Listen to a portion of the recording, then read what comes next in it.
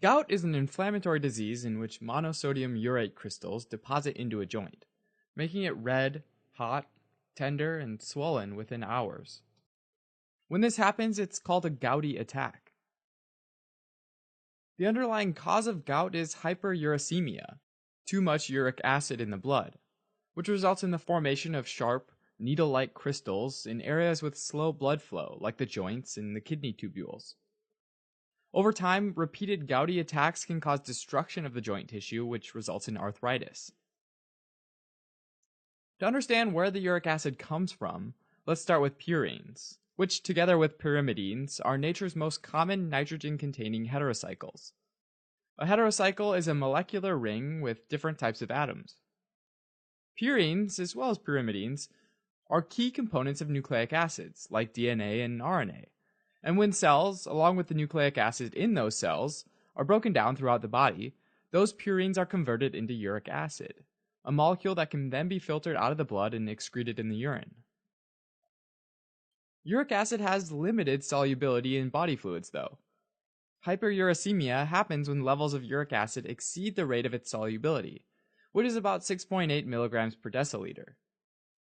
At a physiologic pH of about 7.4, uric acid loses a proton and becomes a urate ion, which then binds sodium and forms monosodium urate crystals. These crystals can form as a result of increased consumption of purines, like from consuming purine-rich food like shellfish, anchovies, red meat, or organ meat. Also, though, they can result from increased production of purines. For example, high fructose corn syrup containing beverages could contribute to the formation of uric acid by increasing purine synthesis. Another way crystals could form is from decreased clearance of uric acid, which can result from dehydration, from not drinking enough water, or consumption of alcoholic beverages, both allowing uric acid to precipitate out. Regularly eating these kinds of foods can also lead to obesity and diabetes, both of which are risk factors for gout. Hyperuricemia can also develop as a result of chemotherapy or radiation treatment, since cells die at a faster than normal rate. Also, some individuals have a genetic predisposition to overproduction of uric acid, while others with chronic kidney disease may be unable to excrete the uric acid. Finally, there are some medications like thiazide diuretics and aspirin, which can also increase the levels of uric acid and therefore the risk of gout. Now, gout most often affects the first metatarsal joint of the foot, or the base of the big toe, and when it does, this condition is called podagra.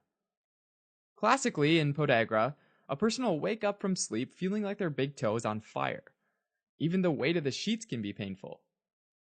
The pain is most severe in the hours immediately following the attack, and then generally lessens with time. But that discomfort and swelling can last for days or even weeks. Gout can also affect other joints as well, like those in the ankles, the knees, the wrists, and the elbows. This inflammation and local pain is ultimately caused by white blood cells, or leukocytes, which migrate to the site to help eliminate uric acid and release pro-inflammatory chemicals, including cytokines. Treatment of a gouty attack is typically focused on decreasing the pain and the swelling, most often with non-steroidal anti-inflammatory medications, or NSAIDs, like ibuprofen or naproxen sodium, but occasionally with corticosteroids as well. Colchicine, which has anti-inflammatory effects by inhibiting white blood cell migration, has also been used for a long time to treat gouty attacks. To treat the underlying cause of increased uric acid, though, it's important to modify the diet, doing things like staying well hydrated with water, as well as reducing or eliminating soda, alcohol, red meat, and seafood, and staying active to ward off obesity. There are also medications that help to decrease uric acid levels, which include xanthine oxidase inhibitors like allopurinol.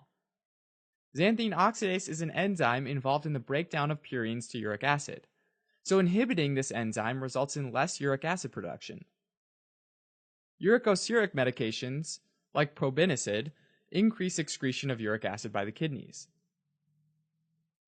Over time, repeated gouty attacks can develop into chronic gout, which is a type of arthritis with joint tissue destruction and permanent joint deformity. Chronic gout can eventually lead to permanent deposits of urate crystals, called tophi, which form along the bones just beneath the skin. Individuals with chronic gout are also at an increased risk for developing kidney stones made of uric acid, as well as urate nephropathy, which is when urate crystals deposit in the interstitium of the kidney. Okay, as a quick recap, gout is a type of inflammatory disease that typically affects the first metatarsal joint, which is the base of the big toe, where uric acid precipitates to form monosodium urate crystals, which deposit in the joint and lead to inflammation and pain.